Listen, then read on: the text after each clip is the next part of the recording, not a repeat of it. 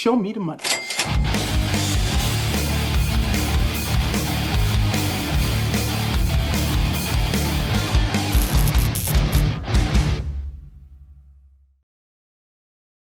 Fala pessoal, tá começando agora mais um Stock Pickers e hoje um evento pra lá de relevante, porque estamos fazendo a gravação do programa que é o episódio bônus, que está no meio da nossa intertemporada, e também um episódio que vai servir para representar o Download Expert XP, um evento que passou por todas as unidades da XP ao redor do Brasil e que hoje a gente chega para finalizar aqui em Brasília. Uma cidade que é para lá de importante, a gente cita todos os momentos, né, no nosso podcast, e temos a honra, então, hoje de poder fazer esse evento por aqui com duas personalidades de mercado que vocês vão gostar muito de escutar ao longo desse nosso debate. Queria começar com o Gustavo Cortez, ele que é gestor de crédito da Vinci Partners. Gustavo, se pudesse utilizar alguns minutinhos aí para contar sua trajetória e apresentar a Vinci, seria um prazer. Claro, maravilha. Bom, primeiramente, aí, boa noite a todos, né? Um prazer enorme estar aqui com vocês hoje aqui em Brasília, né? Falando também para o público do Stock Pickers. Bom, só para me apresentar rapidamente, né? Eu sou sócio e gestor de crédito da Vinci, né? Entrei na companhia em 2012. A Vinci, para quem não conhece, é uma das principais gestoras de recursos alternativos do país, né? A gente foi fundada em 2009, então estamos completando agora cerca de 15 anos de idade, né? Estamos atingindo a adolescência. É uma história muito interessante que eu participei, né, de grande parte dessa construção. A gente atingiu recentemente cerca de 69 bilhões de reais de recursos sobre administração. A Vinci também tem uma característica muito interessante por ser uma gestora, uma das poucas gestoras, né, de recursos com ações listadas na Bolsa de Nova York, né? Então, acho que a gente tem um compromisso muito importante, né, com a governança, com retorno e performance bem diferenciada para os nossos investidores, atuando em segmentos onde tradicionalmente as gestoras no Brasil não atuavam, né, que a gente chama de mercados alternativos, que envolvem basicamente investimentos em companhias de capital fechado no setor real da economia, que é o private equity, né? Investimentos em ativos de infraestrutura, em fundos imobiliários, né? Que são muitos deles listados em bolsa. Também temos um volume bastante relevante em crédito privado, né?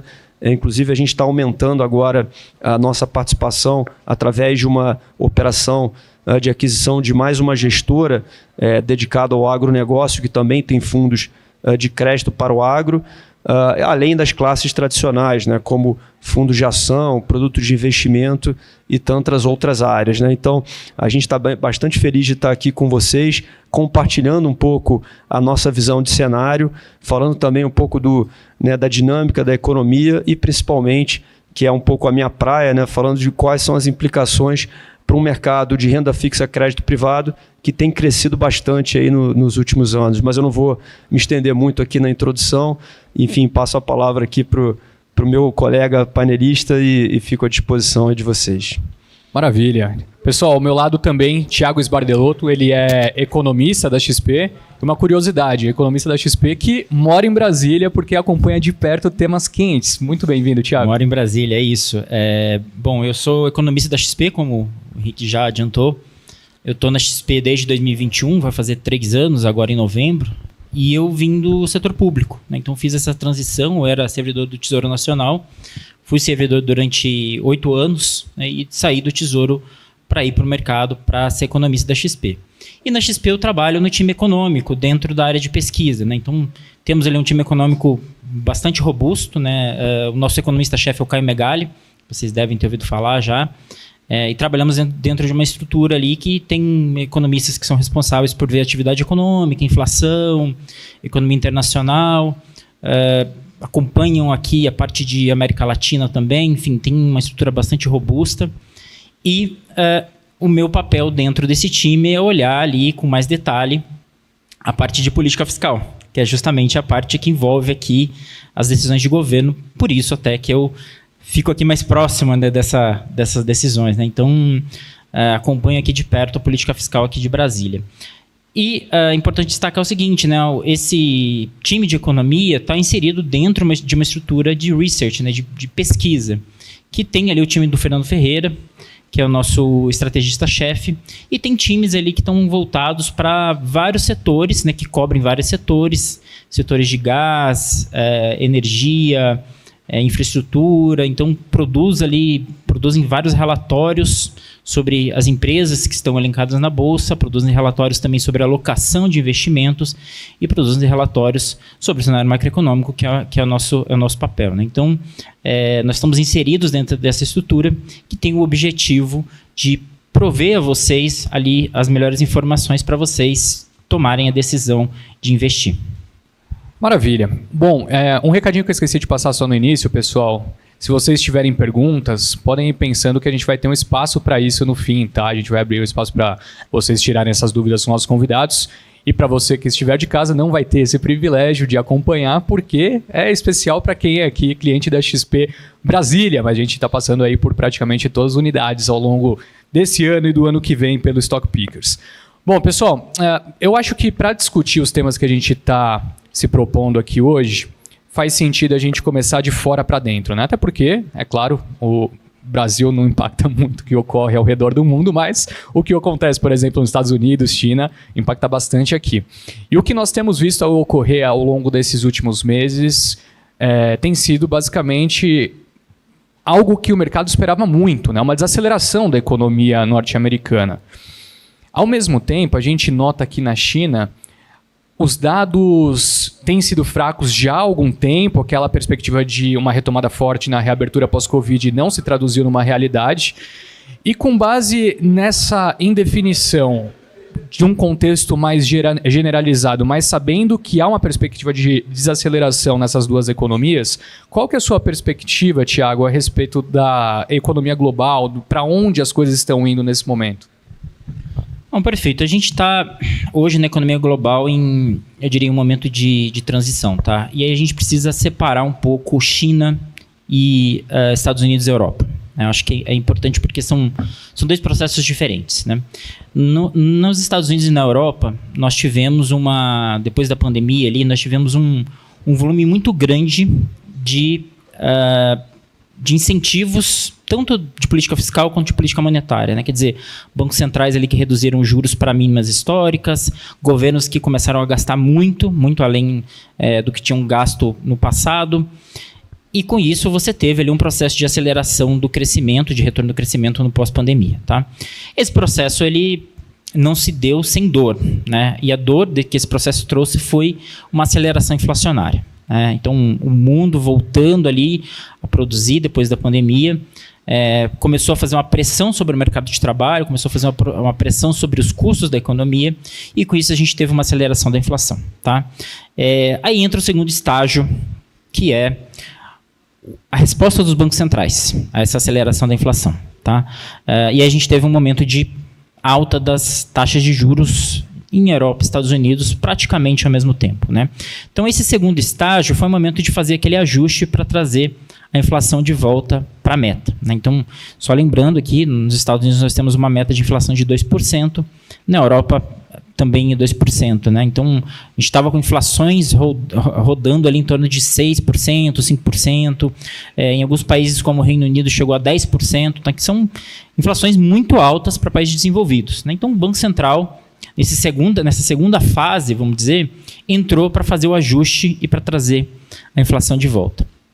E agora nós estamos entrando na terceira fase, tá? Que é justamente quando o Banco Central completa esse ajuste e a inflação começa a ceder. A gente começa a ver nas economias desenvolvidas, Estados Unidos, Europa, Reino Unido, etc., justamente o trabalho do Banco Central dando frutos, né? Então, se a gente pegasse uma curva de inflação aqui desses três países, a gente veria algo assim e começando a ceder, tá? Então, a inflação começou a ceder porque os bancos centrais aumentaram juros para poder segurar a economia, para poder segurar a atividade econômica. Qual que é a consequência disso, tá? É basicamente uma redução da atividade econômica, né? A atividade econômica estava muito forte, o mercado de trabalho estava muito pressionado, e aí você tinha que segurar, você tinha que aumentar os juros para segurar a economia, para reduzir mesmo a pressão sobre o mercado de trabalho, sobre a demanda, né? Então, O Banco Central fez esse papel e agora a gente está entrando nesse terceiro estágio, nessa terceira fase, que é a desaceleração da economia e, consequentemente, da inflação. Tá? Então, essa é a história de Estados Unidos e Europa e Reino Unido. Na China, a história é um pouco diferente. Por quê? Porque a China, há algum tempo, passa por um processo de transição da economia. Tá? De uma economia que estava ali em desenvolvimento para uma economia desenvolvida, ou para uma economia que era baseada em investimento para uma economia que vai ser baseada em consumo. Tá?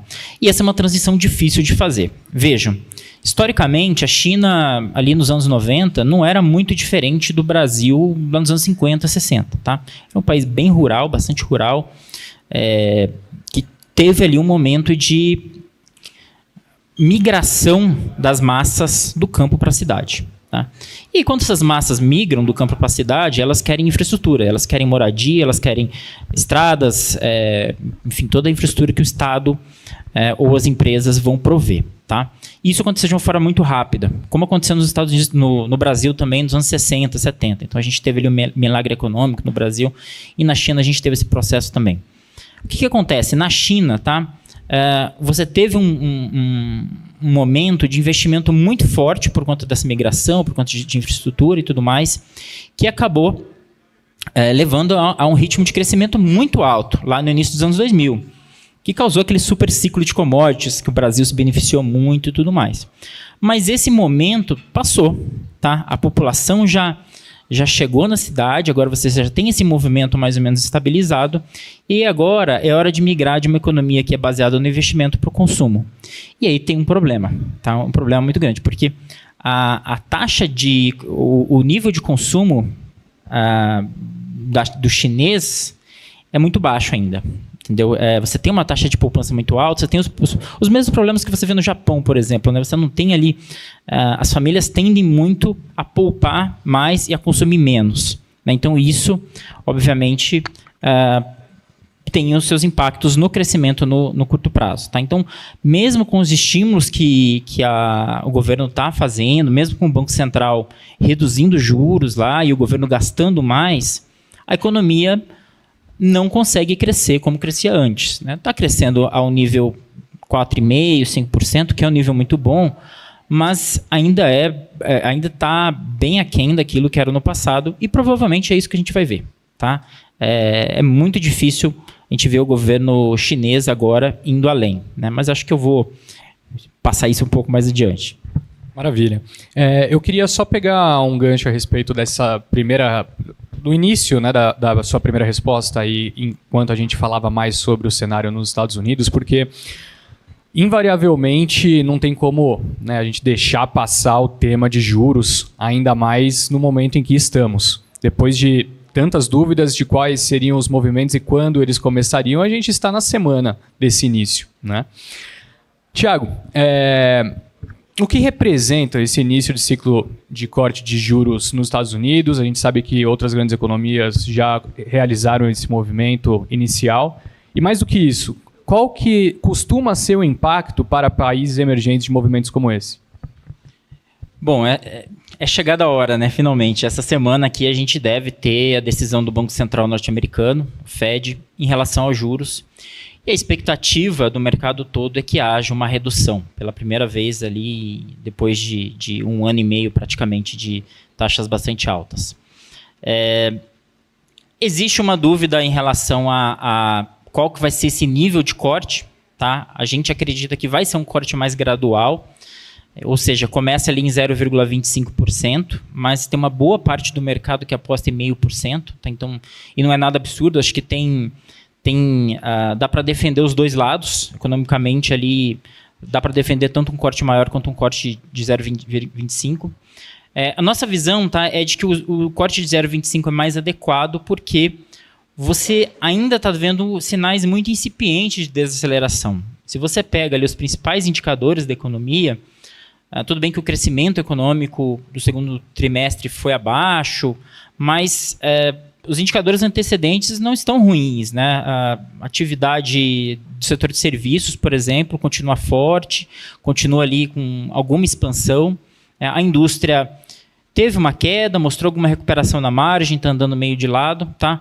O mercado de trabalho, que era a grande preocupação, que é a grande preocupação lá nos Estados Unidos, ele deu uma pequena, vamos dizer assim, uma pequena desaquecida, tá? E o desemprego aumentou, mas esse aumento de desemprego ele não foi causado porque tem menos vagas, na verdade é porque tem mais pessoas procurando emprego. Né? Quer dizer, eram aquelas pessoas que estavam em casa, que não estavam no mercado de trabalho e que começaram a procurar emprego. Tá? Então, esses sinais são muito incipientes e, a nosso ver, reforçam a ideia de que seria melhor começar com um corte de 0,25.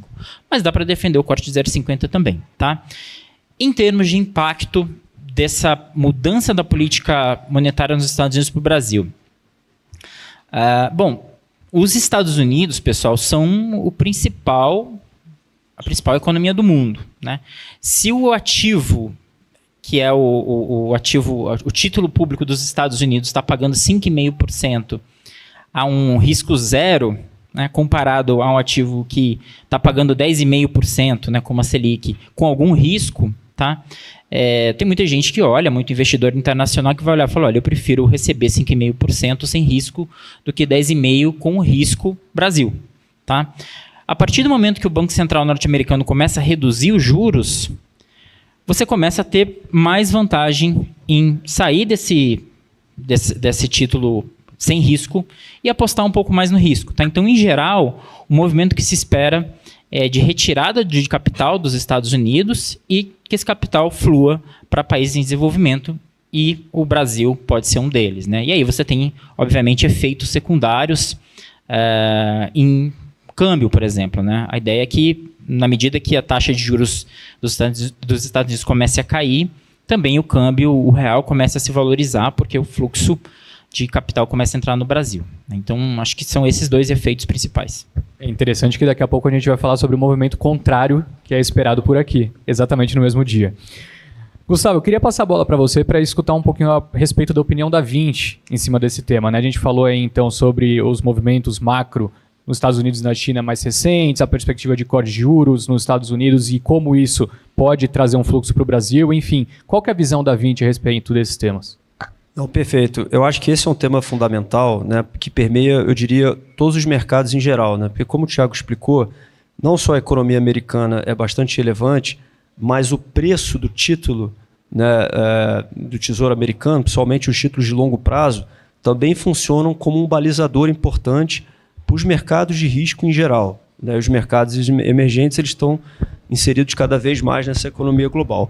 Então, a gente, né, na Vinci, através do nosso time de pesquisa macroeconômica, né, que é chefiada por José Carlos Carvalho, com mais um time bastante robusto, que cobre tanto o mercado local quanto o mercado lá fora, acompanha no detalhe esses indicadores. Né? E a gente, aqui na gestão de crédito, troca, obviamente, bastante figurinha para entender como é que o cenário macro pode influenciar os cenários, né, micro e as empresas em diferentes setores.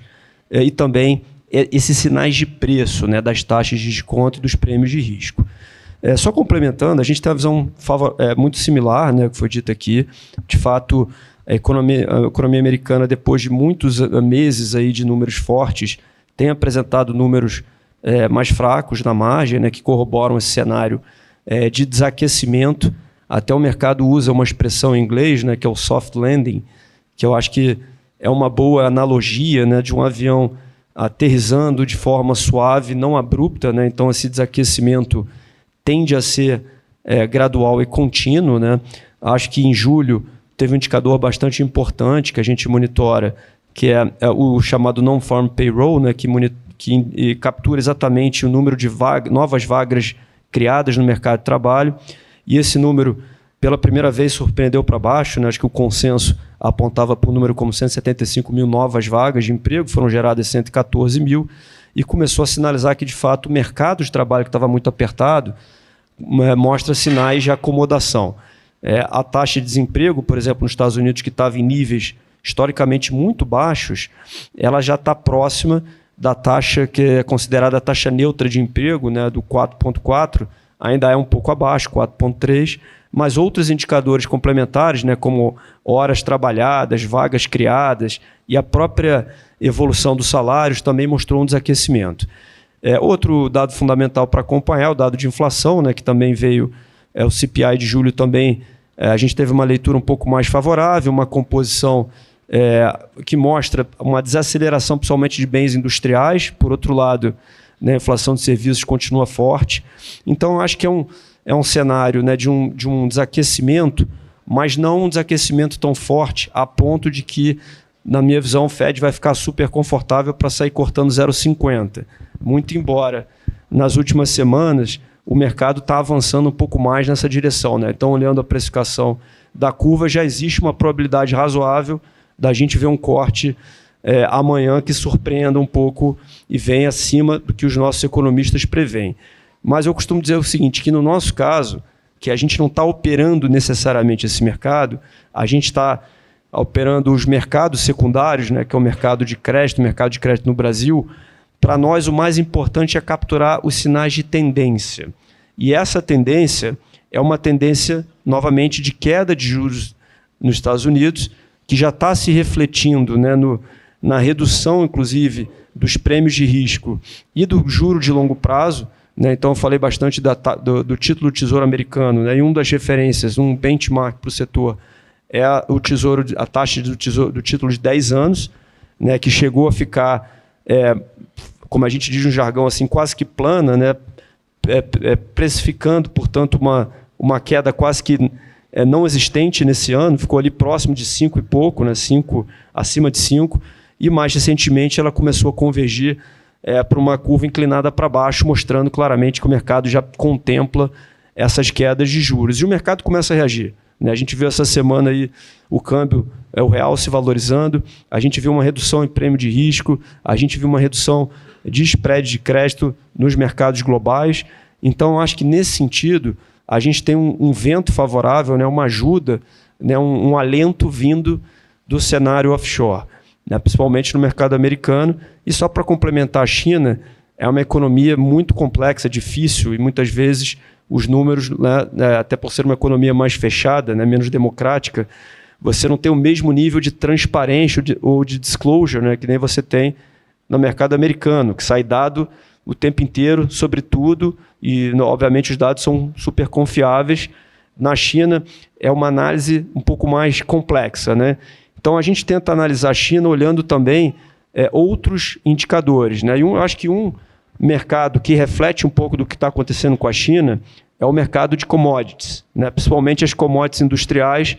A China, como foi, o Thiago fez uma explicação aqui bastante didática, né? Que é uma economia muito voltada para a infraestrutura, para a industrialização. Então, recentemente, né, a China se tornou um grande produtor de aço e, portanto, um grande consumidor de minério de ferro.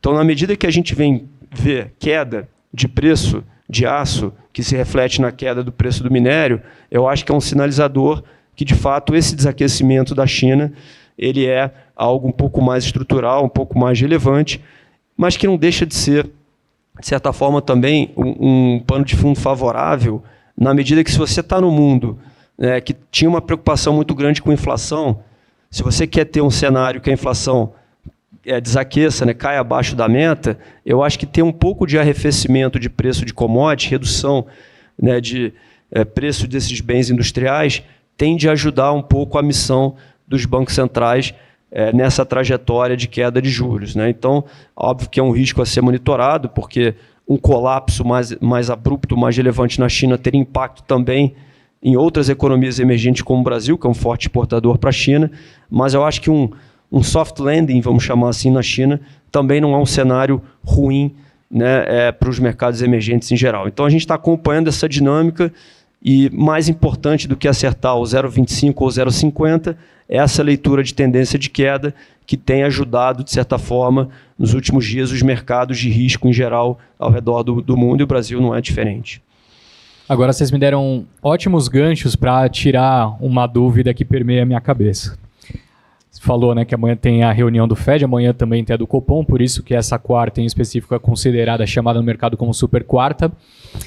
E os dois comentaram muito a respeito dessa desaceleração da China, né, o impacto que isso tem nas commodities. É verdade, a gente viu o minério caindo bastante preço, petróleo fazendo movimento de certa maneira similar, acho que não na mesma magnitude, mas também em movimento de queda, ou seja, Dois movimentos que jogariam, em teoria, né, num lado favorável à contenção da inflação. E, além disso, você tem o Banco Central Europeu já há alguns meses cortando juros, cortou mais uma vez, né, nesses últimos dias. Amanhã a gente vai ter o dos Estados Unidos fazendo esse movimento depois de 1 ano e meio, como você falou. Tiago, por qual razão amanhã nós iremos para o lado contrário? Quais são os dados que explicam, que justificam o Brasil ter que subir juros quando tudo isso está jogando na direção oposta? Não, perfeito. Acho que essa é a grande pergunta que todos os economistas que estudam o Brasil estão fazendo, né? E o que a gente está vendo aqui em termos de número para o Brasil é basicamente o contrário do que a gente viu, o que a gente está vendo para Estados Unidos e Europa. Tá? Então, enquanto lá a gente está observando essa desaceleração da economia, né? Quer dizer, a política monetária fazendo efeito, a economia perdendo dinamismo, desacelerando, e o mercado de trabalho perdendo força, né? Quer dizer, o desemprego aumentando, a quantidade o valor das horas trabalhadas subindo menos, enfim. Aqui no Brasil a gente está vendo um movimento oposto, tá? A gente está vendo a economia acelerar, então tivemos um crescimento muito forte no segundo trimestre, no primeiro trimestre também já tínhamos um crescimento muito forte, e é um crescimento que esse ano é diferente do crescimento do ano passado, tá? Ano passado a gente teve um crescimento que foi muito puxado por dois setores, que foi agronegócio e indústria extrativa, tá? Esse ano não, esse ano aqui indústria e serviços estão puxando, né? Especialmente serviços, está muito forte. Tá? E, obviamente, com essa aceleração desse crescimento, nós estamos vendo o mercado de trabalho brasileiro também ficando mais apertado. Nós tivemos a divulgação dos números ali na última semana, que mostraram ali criação recorde de vagas do CAGED, o desemprego que está nos menores níveis ali dos últimos 10 anos, tá? E o nível do desemprego, especialmente, ele está abaixo daquilo que os economistas consideram que seria a taxa neutra, ou a taxa natural de desemprego, né? Que seria ali algo em torno de 8,5%, tá? Tá próximo de 7%, né? E obviamente, essa é uma discussão muito que tem muitas divergências, mas o fato é que o mercado de trabalho brasileiro está aquecido, tá? O nível de desemprego está relativamente baixo.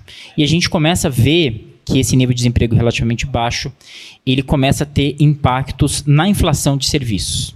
Tá? Então, quer dizer, você precisa contratar mais gente. Para você contratar mais gente, você tem que pagar mais caro, então seu custo aumenta e isso, obviamente, se repassa para os preços. Tá? Então, a gente está vendo uma pressão sobre preços de serviços e isso está, por sua vez, pressionando a inflação no final. Tá? De onde é que vem isso? Tá? De onde é que vem esse crescimento a mais, essa surpresa? Tá?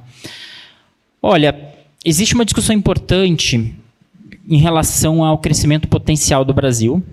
Né, qual que é o crescimento potencial? 2%, 2,5%, 1,5%, enfim. Durante muito tempo a gente achava que estava mais próximo de 1,5% a 1,8%. Tá? Mas a gente teve reformas importantes nos últimos anos, ali, reforma no governo Temer, no governo Bolsonaro, que podem ter ampliado esse crescimento potencial. Se esse fosse o caso, se o crescimento potencial tiver aumentado, o país poderia crescer 2% até 2,5% sem ter pressão inflacionária. Tá? Não é o que a gente está vendo. Não é o que a gente está vendo. A gente está vendo pressão inflacionária. Né? O país crescendo ali a uma taxa de 3,3% anualizada, está tendo pressão inflacionária. Então, não é uma questão de crescimento potencial, é uma questão conjuntural. E onde é que está vindo isso? Basicamente, do impulso fiscal. O que é o impulso fiscal? É o governo colocando dinheiro na economia. Tá? Então, a gente teve, nesse primeiro e segundo trimestre de 2024, especialmente, uma quantidade muito grande de recursos que foram colocados na economia pelo governo. Né? Isso já vem do ano passado, né? Desde ali da chamada PEC da transição. No primeiro ano ali o governo colocou 200 bilhões a mais na economia. Esse ano a gente tem um efeito também de pagamento de precatórios, de pagamento de 13º que foi antecipado. Enfim, tem várias medidas que foram tomadas pelo governo para ampliar a despesa. E isso, obviamente, faz com que a economia cresça acima do potencial. Tá? O que acontece? Se você está acelerando de um lado, e aí a inflação começa a subir, você tem que frear do outro. E é por isso que é aí que entra a política monetária. A política monetária vai ser o freio, nesse caso. Tá? Se o Banco Central não agir agora, o risco é a inflação continuar subindo. Né? A gente tem ali um impulso fiscal que continua forte, ele vai se reduzir no futuro, mas ainda assim o risco inflacionário permanece. Então, o Banco Central tem que agir. E como é que a gente acha que ele vai agir? Tá? Gradualmente. Né? Vai começar aumentando ali 25 pontos amanhã, depois possivelmente acelera, tá? Faz 0,5%, mais meio, e termina com 25%. Vai ser um ciclo curto, um ciclo ali de 4 reuniões de aumento, né? Terminando lá em 2025, na primeira reunião de 2025, já com o novo diretor, tá? Já com o novo presidente, o que vai ser uma sinalização importante também.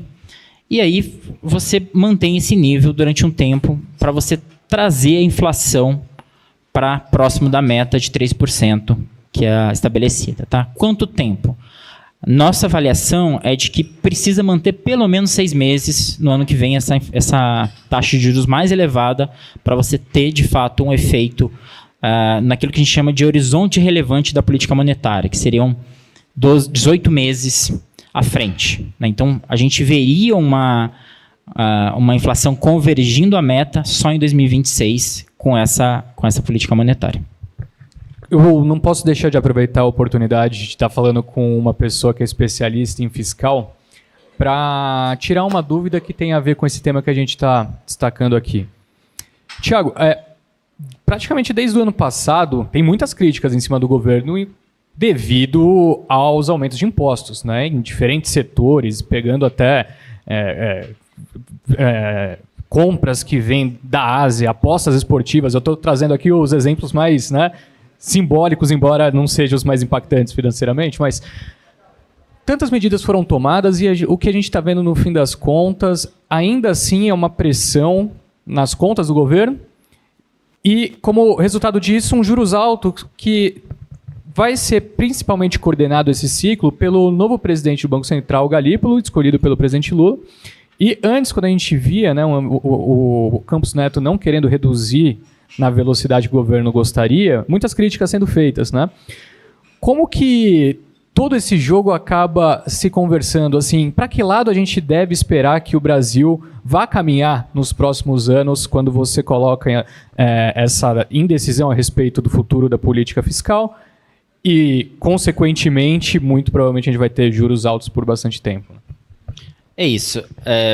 Acho que você falou um ponto importante. Juros altos por mais tempo. Tá?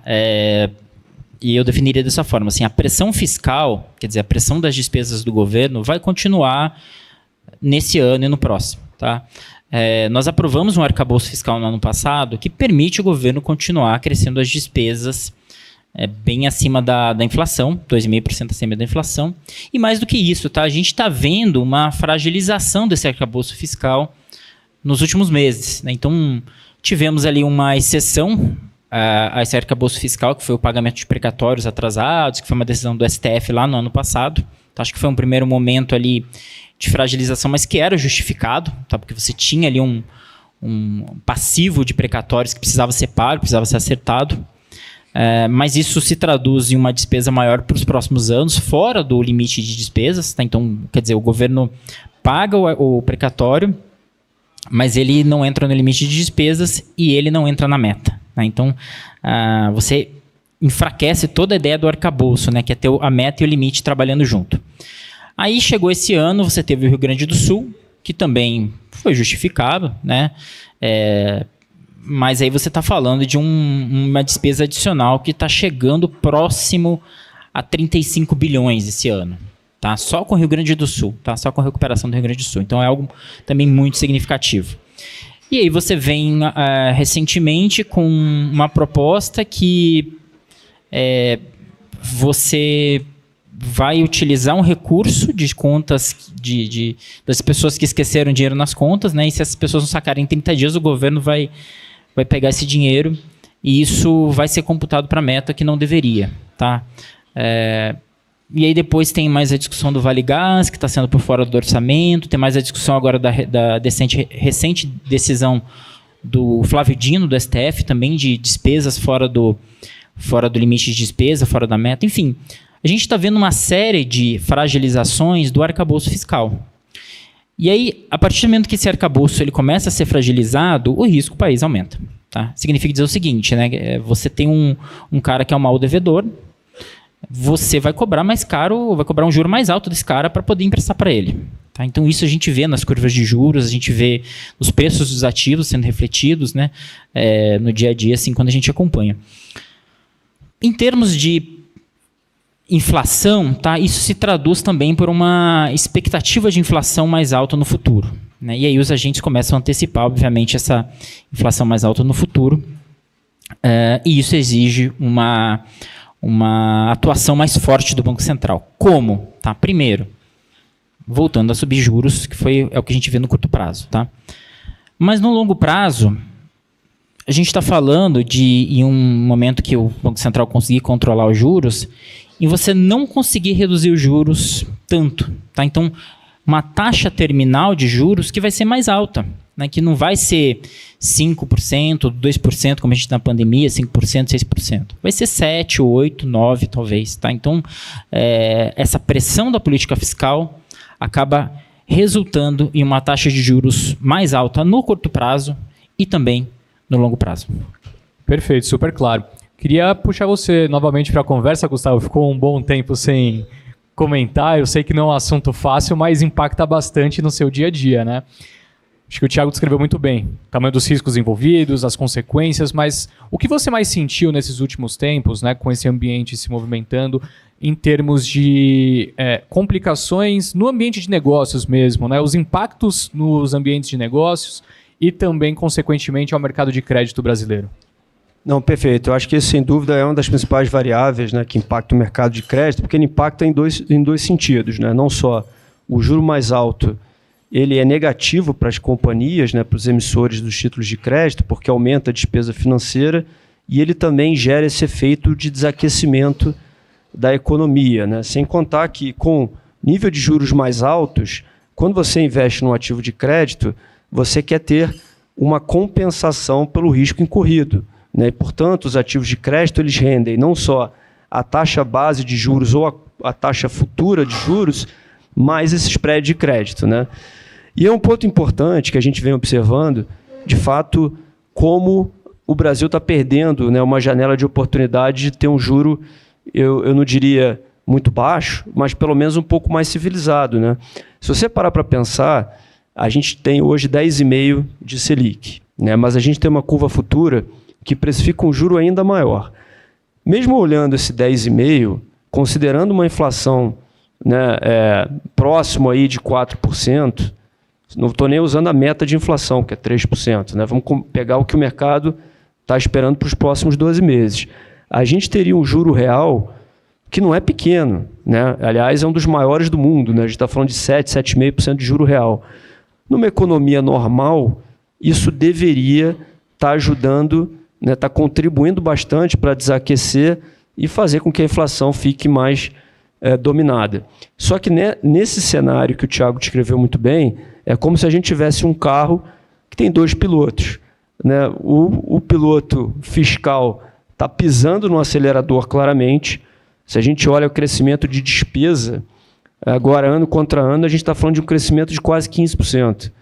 Que é algo talvez assim pouco antes visto, né, na história recente. E isso tudo, esse impulso fiscal, faz com que a inflação, né, saia um pouco de controle. Você falou de mercado de trabalho, de fato o mercado de trabalho está super forte, né, e a massa salarial crescendo, e soma-se a isso um aumento da disponibilidade de crédito. Também, ou seja, o consumo está crescendo rápido, e aí claramente a gente vê que o PIB surpreendeu, né? A atividade do segundo trimestre veio acima do esperado. A gente já tinha lá na 20 uma visão até mais otimista para esse ano, 2,5%, e recentemente, com esse PIB de 1,4% no segundo TRI, revisamos ainda para cima, estamos aí com uma projeção de 3% com com risco de upside, né? Ou seja, de fato, você precisa fazer um freio de arrumação. A boa notícia é que, na nossa visão, o Brasil continua, né, num nível de crescimento que, para atividade de crédito, para crescimento de receita, aumento de geração de caixa e geração de lucro para as empresas é bom, né? A gente vai ter um ano que tende a ter uma safra boa de resultados, né, de resultados operacionais, de aumento de demanda, de aumento de receita. Por outro lado, na medida que esse juro comece a subir, naturalmente a economia vai desaquecer. E um outro ponto fundamental, né, por mais que o mercado duvide muito do arcabouço fiscal e das metas, mas se a gente olhar o que a gente precisa cumprir, na verdade esse impulso fiscal vai ter que ser refreado bastante agora no quarto trimestre, né, e também em 2025. Né? Então, a gente acha que a economia vai dar uma desaquecida e nos nossos modelos de crédito, de projeção de companhia, a gente já trabalha com um cenário um pouco mais adverso, que é um crescimento menor, uma despesa financeira maior. Portanto, a gente está sendo sempre muito cauteloso, né, muito seletivo nos riscos e nas alocações, né, e na composição dos nossos portfólios. Eu acho que também um ponto importante, que não é para pânico aqui, tá, pessoal? Só, como eu falei, é um cenário que muda um pouco em relação à expectativa do início do ano, né, que era uma queda de juros, que era um cenário um pouco mais benigno de inflação.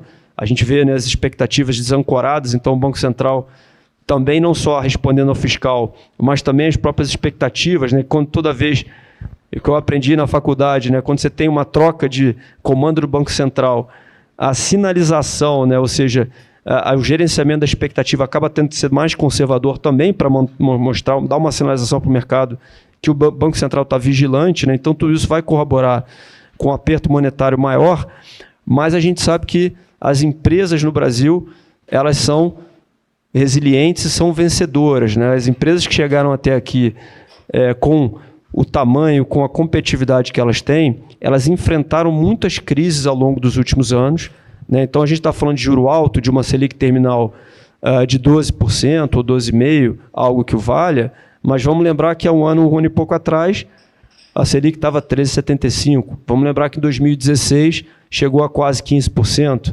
Né? Então não é um cenário que chega a ser um cenário catastrófico, mas eu diria que é um cenário que exige cautela e que, numa condição normal de temperatura e pressão, a gente deveria ver os spreads de crédito sofrendo uma leve abertura. Né? Mas quando você olha o mercado especificamente, né, de debêntures corporativas de grandes empresas negociadas em mercado de capitais, na verdade a gente vem vendo um fechamento de spread, ou seja, uma redução desses prêmios de risco. E o que explica isso? Na verdade é um movimento técnico, né? É um movimento de oferta e demanda. Como o mercado está capturando esse movimento, né, se antecipando esse movimento de alta de juros, naturalmente também você tem uma migração no Brasil da alocação dos ativos mais arriscados, né, dos ativos como bolsa, renda variável, multimercados, para um segmento mais seguro, né, um segmento de menor risco, que é a renda fixa. Né? E na medida que a renda fixa, os fundos de renda fixa crédito privado captam dinheiro, né, e recebem aplicações e novos aportes, eles precisam colocar esse capital para trabalhar. Ou seja, se eu sou gestor de um fundo de crédito, eu estou captando, esse dinheiro não pode parar em caixa. Né? Eu preciso olhar oportunidades, eu preciso, né, investir, alocar.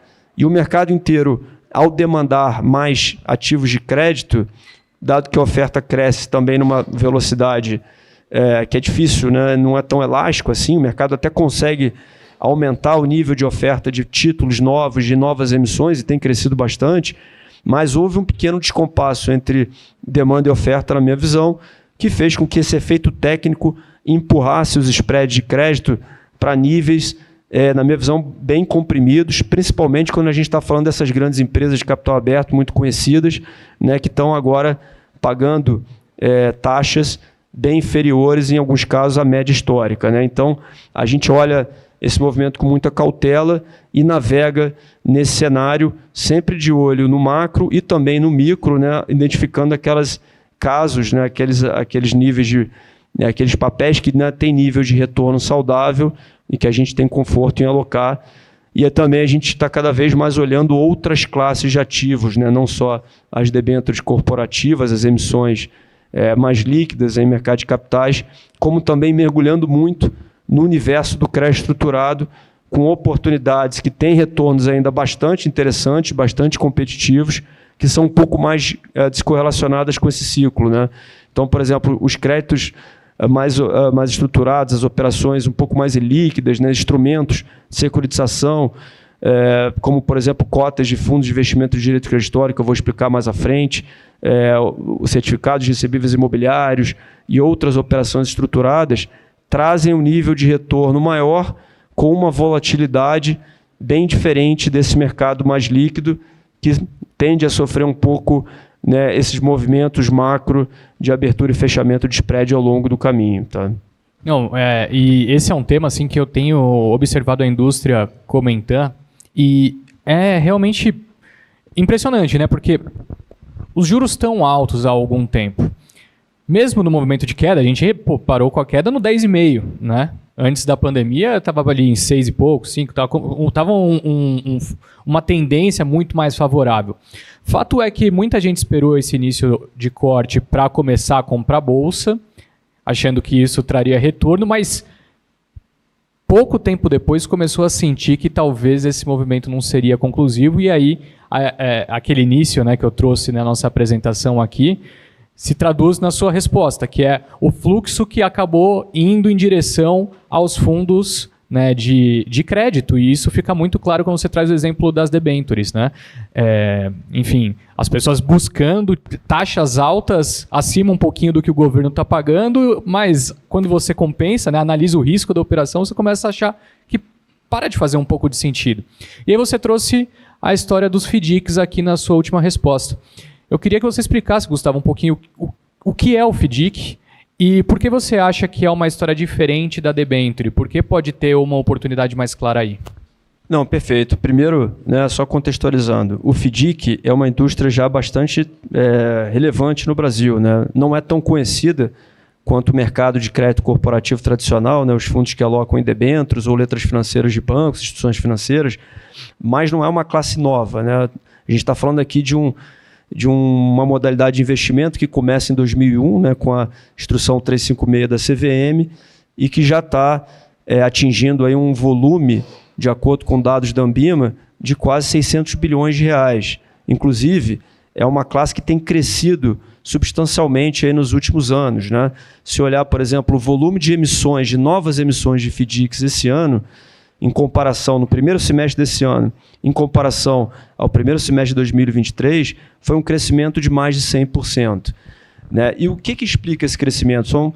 Primeiro, é um pouco, né, dessa questão da cada vez mais você tem classes de ativos bastante interessantes que são passíveis do investidor acessar por meio de um FDIC. Né? O FDIC nada mais é do que uma operação de securitização, ou seja, uma operação no qual o investidor, que passa a ser cotista desse fundo, tem acesso, tem exposição e tem o carrego, né, o retorno de um investimento em classes que tradicionalmente não estão no mercado de debênture. Né? Então você pega, por exemplo, né, uma carteira de crédito consignado de financiamento a um servidor público federal com desconto em folha de pagamento. Né? Quando você olha o mercado bancário, os bancos procuram essa classe de ativo, geralmente quando você tem movimentos macro mais adversos, porque é uma classe bastante resiliente, que tem uma inadimplência, né, inferior a outros segmentos de crédito. Né? Então o FDIC dá acesso aos mais diferentes tipos de recebíveis, né? Desde crédito consignado, como eu comentei, como recebíveis de cartão de crédito, recebíveis de desconto de duplicata de várias empresas. Então, para que o investidor consiga ter acesso a isso, né, o direito creditório é cedido para um fundo, e esse fundo traz uma proteção adicional, que é a possibilidade de você criar classes de cotas. Né? Ou seja, você vai ter um fundo que você tem uma classe sênior, uma classe mezanino e uma classe que é uma classe que tem o maior risco, que é a classe de cotas subordinada júnior, que também funciona como uma proteção contra a inadimplência que beneficia o investidor da classe sênior e da classe mezanino. Como é que funciona isso? Se você tem qualquer inadimplência no fundo, ele impacta primeiramente a cota subordinada até o limite dela. Então, a cota sênior ela tem uma característica que se assemelha mais a um instrumento de renda fixa com uma rentabilidade pré-determinada e muitas vezes indexados ao CDI. A maioria dos fundos que a gente tem mapeado e investido, ela é uma cota mezanino ou uma cota sênior, que vai ter uma taxa tipicamente que varia ali entre CDI mais 3, CDI mais 4, CDI mais 5 ou até mais. Então, são duas coisas interessantes. Primeiro, você tem uma diversificação, um acesso a outros segmentos de crédito, outras classes de ativos, que traz mais diversificação para a carteira do investidor. Você tem uma carteira geralmente bastante diversificada nesses fundos, que você segmenta por séries com menor risco, na qual você consegue trazer uma previsibilidade, né, de retorno bem interessante, uma proteção com relação à inadimplência histórica. E uma outra característica intrínseca a esse segmento, pelo fato de não ser um ativo, né, muito líquido, muito negociado no mercado secundário, é que você não tem o efeito da marcação a mercado, né, o efeito da mudança de preço relativo dos spreads e dos preços dos papéis, da mesma forma que você tem nos mercados mais líquidos, que são as debêntures, né? Então, as debêntures, elas são negociadas em mercado de capitais e são marcadas ao mercado em função, né, dessa taxa média de negociação. Então, portanto, traz uma volatilidade, uma mudança de preço bastante superior a uma série de crédito estruturado como o FDIC, que, por sua vez, é marcado na curva, né? Então, você tem uma curva de rendimentos já meio que pré-determinada, que acaba reduzindo bastante a volatilidade das carteiras, né? Então, como a gente agora está exatamente nesse movimento que a gente descreveu, né, de maior expectativa de inflação, um impulso fiscal alto, o Banco Central subindo juros, as empresas tendendo a ter um resultado financeiro mais adverso, a gente acha que em algum momento do tempo pode ter uma alta de spread e isso naturalmente gera volatilidade nos fundos de crédito corporativo tradicional. Só um ponto importante, pessoal, não estou necessariamente fazendo nenhuma profecia ou advogando que isso vai acontecer necessariamente semana que vem ou mês que vem. Eu só estou dizendo que existe uma tendência de abertura de spread, mas essa abertura de spread também ela pode ser postergada, né? Ou seja, na medida que o CDI... E tem até um paradoxo aqui, né? Que se o CDI sobe e o prêmio da renda fixa aumenta, aquele movimento de migração, né, de bolsa e ativos de risco, por exemplo, para a renda fixa pode continuar, portanto, essa demanda pode se manter por um bom tempo e levar esses spreads até níveis menores. Só que, né, fazendo até uma analogia da física, né, é aquele efeito mola comprimida. Você começa a apertar o spread, chega uma hora que não tem mais para onde fechar. Você não faz sentido ter uma debênture, por melhor que seja a companhia, por melhor que seja a empresa, que tem um spread próximo de zero. Você precisa ter compensação do prêmio de liquidez, do risco de crédito, enfim, para você se remunerar.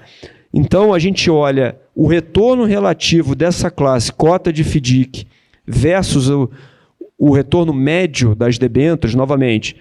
Quem tem a capacidade de selecionar bons ativos também consegue navegar nesse mercado, mas a média, se você pegar principalmente aquelas debêntures de melhor perfil de risco, né, as debêntures de maior rating, AAA, AA, você vai ver que está em níveis muito baixos. Então, essa diferença do retorno do FDIC versus a debênture, ela está em níveis historicamente bastante altos, sem contar esse padrão de volatilidade que é muito diferente, né? É uma classe que tem mais volatilidade por conta de uma maior negociação em mercado secundário, ao passo que o FDIC é uma classe inerentemente marcada na curva e, portanto, que tem uma menor volatilidade. Então, quando você olha retorno ajustado a risco, né, principalmente risco de mercado, nos leva a crer que o momento é extremamente propício para uma estratégia como essa, né, de crédito estruturado por meio de uma alocação diversificada em cota sênior e mezanino também de FDIC, né? Sempre lembrando que a subordinada é uma cota mais arrojada, né, uma cota que carrega mais risco, carrega mais retorno, mas também traz um risco bem diferenciado. Boa. Eu queria puxar você agora de volta, Thiago, porque na resposta anterior foi dito que a análise de empresas às vezes pode se sobrepor a um cenário macro mais adverso, né? Até por isso que a XP monta recomendações, carteiras que têm exatamente esse objetivo. Agora, do ponto de vista do economista, quando você olha setorialmente, onde você está enxergando aí os maiores riscos, onde a economia está mais frágil e onde a atividade que está forte ainda deve continuar se mantendo nesse pace? Olha, esse aumento de juros que a gente espera agora do Banco Central, que deve ser um movimento curto, tá? Ele afeta negativamente toda a economia, né? Então não tem muito como fugir disso. Mas tem alguns setores que são mais resistentes do que outros, né? Então, o que eu acho que é mais impactado negativamente, tá? No primeiro momento, com esses juros mais altos? O setor imobiliário, especialmente média renda, tá? Porque que depende muito de financiamento, então o custo do financiamento que já está alto deve voltar a subir, então isso deve manter esse mercado, ou pelo menos assim desaquecer, né? A gente vê hoje que ele está no nível ainda bom, mas puxado por outros fatores, tá? E é curioso, o mercado imobiliário ele tem ali, dentro dele ele tem algumas segmentações que estão com tendências bem diferentes, né? Enfim, se você olhar São Paulo ali, você está tendo um mini boom em algumas regiões, tá? de construção de imóveis.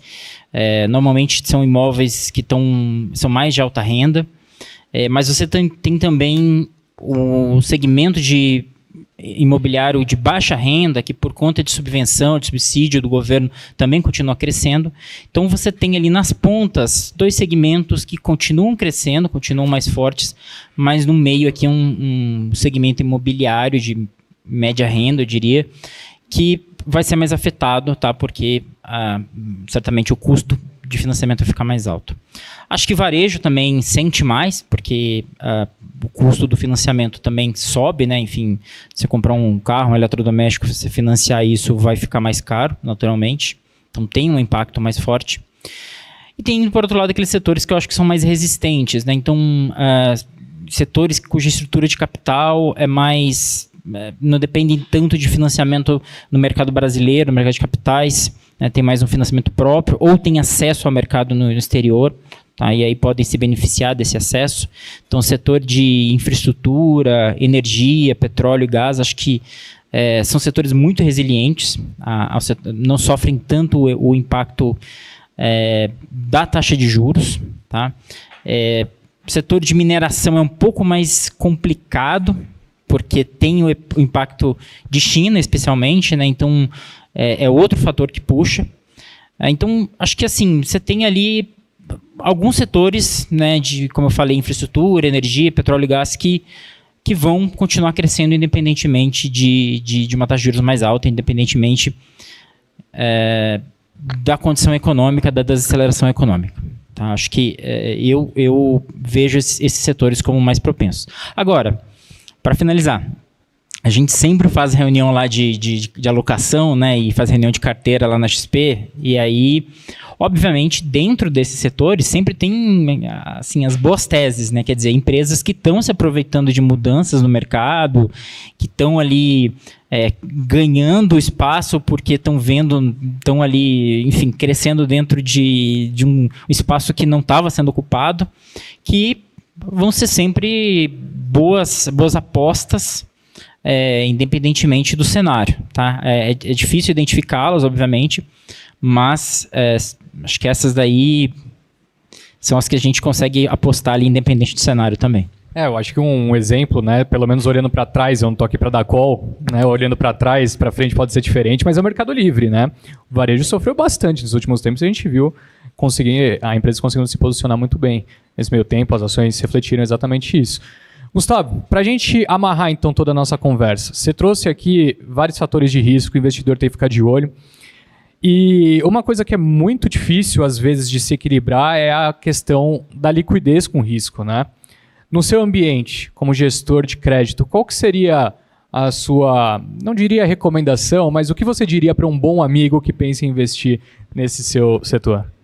Bom, eu acho que, né, no mercado de investimento não tem muita mágica, né? Eu acho que tem muita técnica envolvida, mas também é muito difícil você acertar, né, um call, como você falou. Acho que você consegue ter uma visão boa de direção, mas a gente sempre costuma dizer o seguinte: em investimento, especialmente quando você está no nosso mercado de crédito, né, tem um elemento que é fundamental, que é diversificação. Né? Eu acho que a diversificação ela ajuda a reduzir a simetria, né? Ela ajuda você a ter, né, um portfólio mais resiliente de forma geral. Essa diversificação ela pode se dar não só em termos de não ter uma concentração em um único emissor ou grupo econômico, mas também não ter uma concentração setorial. Eu acho também importante você olhar outras teses, né? Muitas vezes a gente fala, não, o mercado de crédito corporativo no Brasil tem se desenvolvido bastante, é verdade. Isso eu acho que é uma ótima notícia para o mercado. Né? Cada vez mais a gente vê novas empresas com emissões maiores, mais líquidas, novas teses surgindo.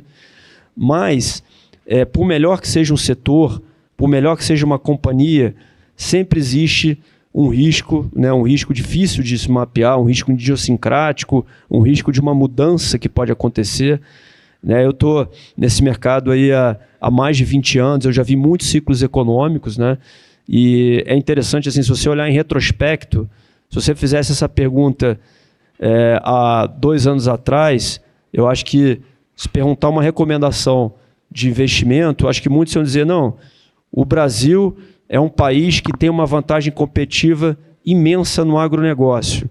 E é verdade, a gente continua acreditando muito vamos dizer assim, nos fundamentos de médio e longo prazo do setor, mas você vê que a gente passou por, né, uma série de eventos. Né? Você teve uma guerra da Rússia com a Ucrânia, que foi um evento, né, de origem geopolítica que impactou significativamente custo de produção, aumentou preços de fertilizantes e gerou, né, um choque adverso difícil de você antever.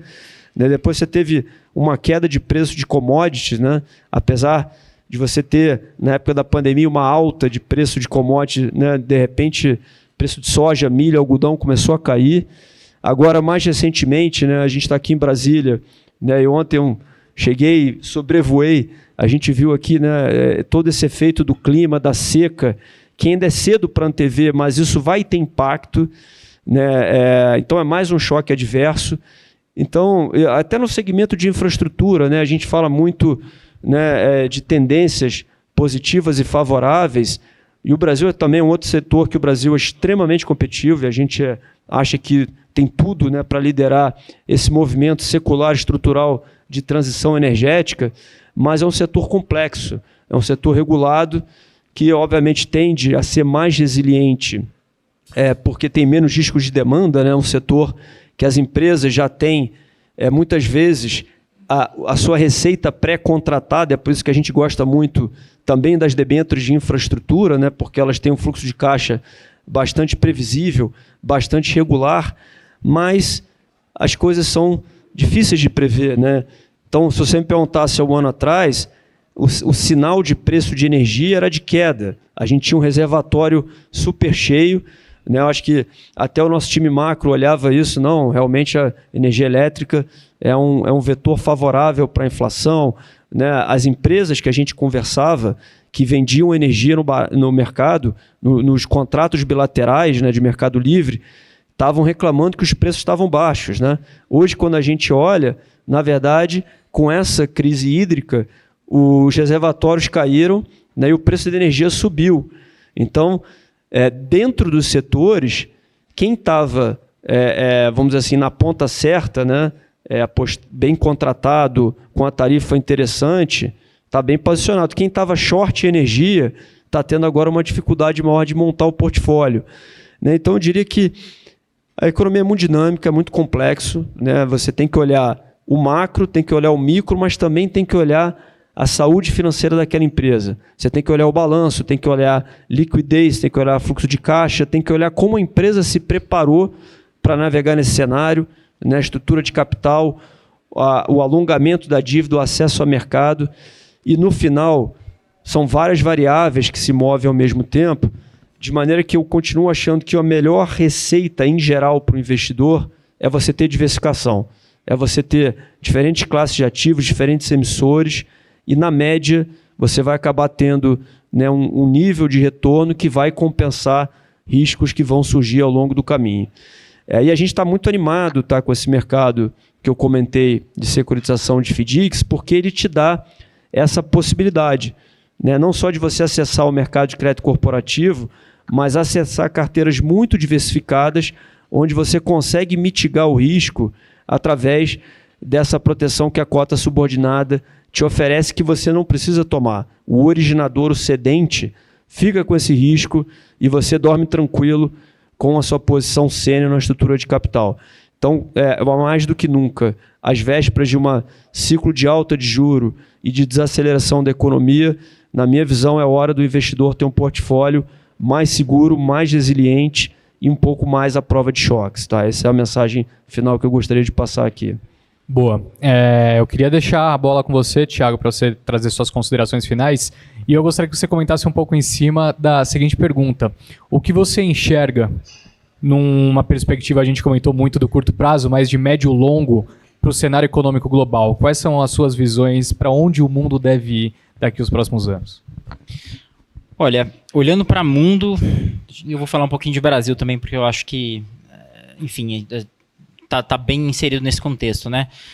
Estados Unidos, a gente não vê uma desaceleração brusca, não, abrupta, tá? Eu concordo aqui com o Gustavo, né? Enfim, é o chamado soft landing, né?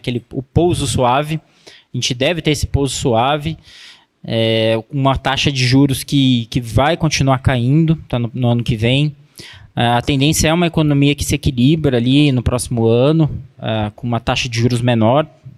Não sei se completa o ciclo em 2025, acho que ainda pode cair um pouco mais em 2026. Mas a grande dúvida nos Estados Unidos é com relação à taxa de juros terminal. Tá? E por que eu estou falando isso? Porque a política fiscal nos Estados Unidos também está muito expansionista. Né? A gente está vendo uma política fiscal com déficits, os maiores, para tempos de paz. Tá? Usualmente, se você pega ali a história dos Estados Unidos, a história fiscal, você vê que você tem grandes déficits em momentos de crise econômica ou em momentos de guerra. E os Estados Unidos não estão em nenhuma dos dois. Né? Então a gente está com uma economia crescendo muito, em paz, e o déficit muito elevado. Tá? Então acho que tem esse desafio do próximo presidente de contornar esse déficit, de reequilibrar as contas, independente se for Kamala ou se for Trump, né, vai enfrentar o mesmo desafio.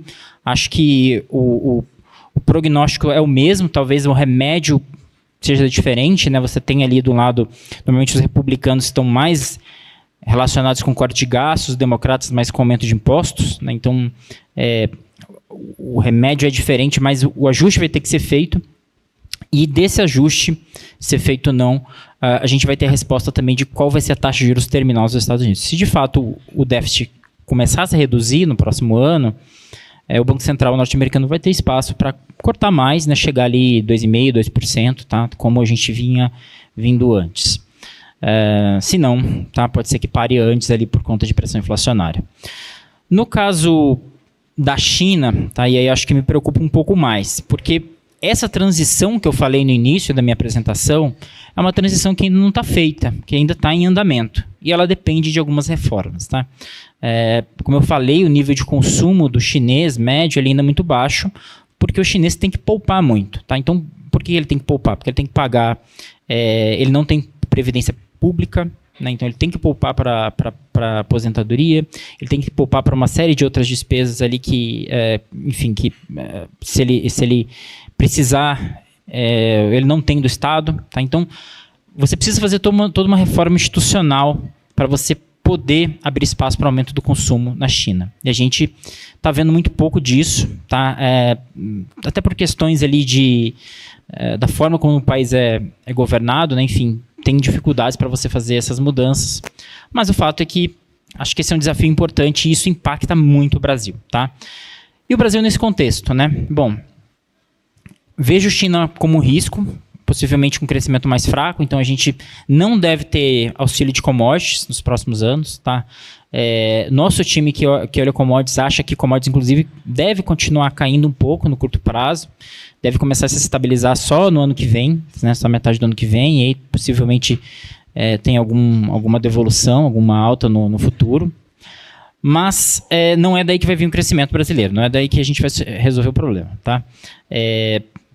Acho que tem ali um risco muito grande que está associado à política fiscal no Brasil, que é, a meu ver, o principal ponto de atenção.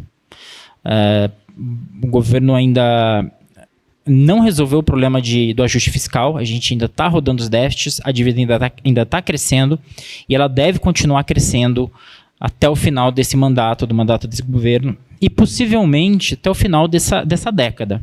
Tá? Então, é uma dívida que vai chegar ali em níveis muito altos, 35%, 90% do PIB, e que vai pressionar a taxa de juros, especialmente na ponta longa. Tá? Acho que o principal risco é esse, assim, a gente conseguir manter o que a gente tem hoje de arcabouço fiscal. Né? Então, se a gente conseguir ter esse arcabouço fiscal sustentável e conseguir atingir os superávites necessários nos próximos anos, a gente consegue, de fato, ter essa reversão da dívida no longo prazo, e isso aí abre espaço para o Banco Central cortar mais juros, né, e abre espaço para a gente também crescer mais no futuro. Tá? Então, acho que esses são os desafios que eu vejo daqui para frente no mundo e no Brasil. Boa. Tiago, Gustavo, muito obrigado por dividirem esse painel aqui comigo. A gente ainda vai ter uma sessão de perguntas e respostas com o pessoal que está acompanhando a gente aqui ao vivo em Brasília, no último Download Expert dessa temporada. E foi uma honra para o Stock Pickers poder cobrir esse evento específico. Ao longo da nossa intertemporada, vocês vão ter vários conteúdos interessantes, então não se esqueça de deixar o like nesse vídeo, compartilhar, se inscrever no canal, e semana que vem tem mais. Grande abraço, tchau, tchau. Show me the money.